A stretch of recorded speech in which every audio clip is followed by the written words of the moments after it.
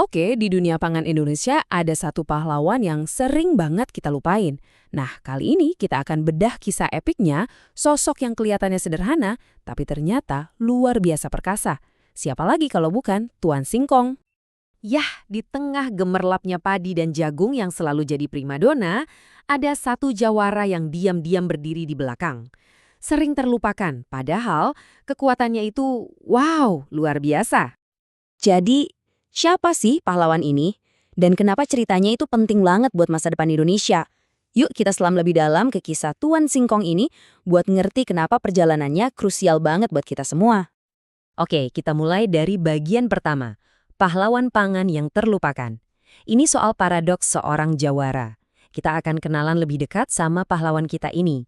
Sosok yang sebenarnya jadi pusat kelangsungan hidup bangsa, tapi anehnya sering banget dipandang sebelah mata. Nah, ini dia nih paradoks utamanya. Coba bayangin, singkong ini kan sumber karbohidrat nomor 3 di Indonesia, setelah beras dan jagung. Penting banget kan? Tapi anehnya, stigmanya itu makanan orang susah, makanan pas lagi krisis. Kelihatan kan kontradiksinya? Sekarang, ayo kita tarik mundur waktu. Jauh banget ke belakang. Kita bakal telusuri perjalanan panjangnya sebagai seorang imigran.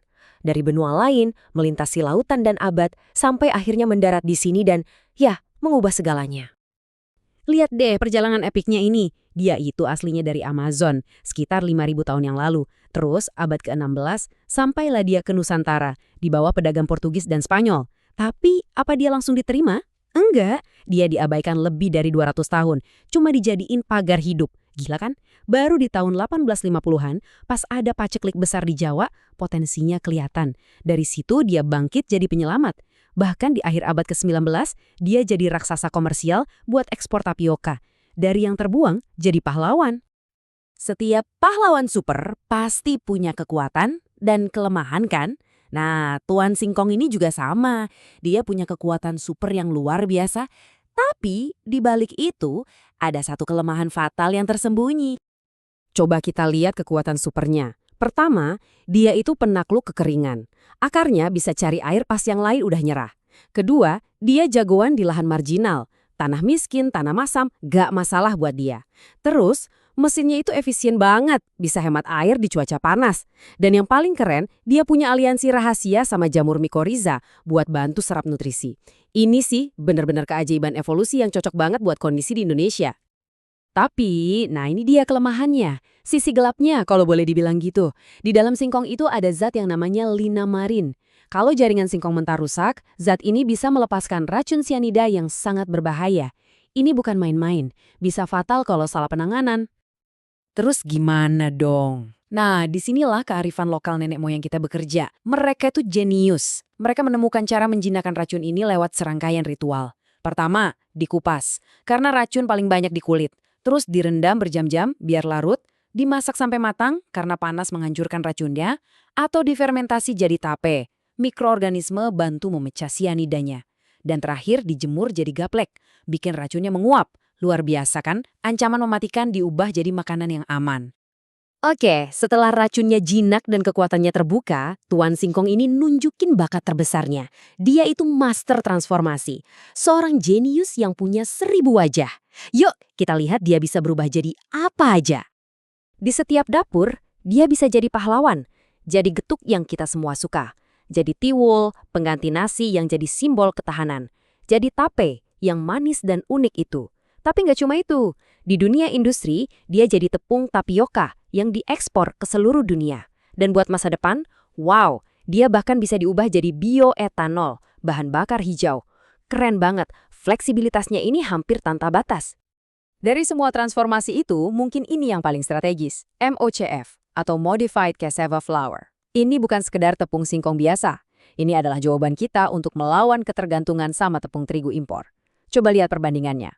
Mocaf itu produksi lokal, terigu mayoritas impor. Mocaf mendorong kedaulatan pangan, terigu bikin kita tergantung. Mocaf dukung petani kita, terigu menguras devisa. Plus, Mocaf itu bebas gluten. Jadi ini bukan cuma produk, ini senjata strategis kita. Oke, Tuan Singkong udah ngebuktiin semua kemampuannya. Dia pahlawan sejati. Tapi pertarungannya belum selesai. Sekarang dia menghadapi tantangan-tantangan modern dan dia butuh dukungan dan pengakuan di level yang benar-benar baru. Dan ini ironi yang paling menyakitkan. Di balik semua kehebatan Tuan Singkong, ada penderitaan para petaninya. Mereka yang jadi garda terdepan, yang menanam dan merawat, malah sering banget rugi. Lihat aja grafiknya. Saat panen raya, pasokan melimpah, harganya malah anjlok, bahkan sering di bawah biaya produksi. Gimana petani mau sejahtera kalau begini terus? Untungnya Tuan Singkong nggak berjuang sendirian. Para peneliti kita di BRIN misalnya udah menciptakan pasukan elitnya. Ini adalah varietas-varietas unggul yang dirancang untuk misi khusus. Ada Adira 1 yang enak buat dimakan langsung, ada Adira 4 yang produktif banget buat industri tapioka, bahkan ada UK1 Agritan yang potensi hasilnya gila-gilaan bisa sampai 75 ton per hektar. Bisa buat konsumsi, bisa buat industri. Ini adalah amunisi baru dalam perjuangannya.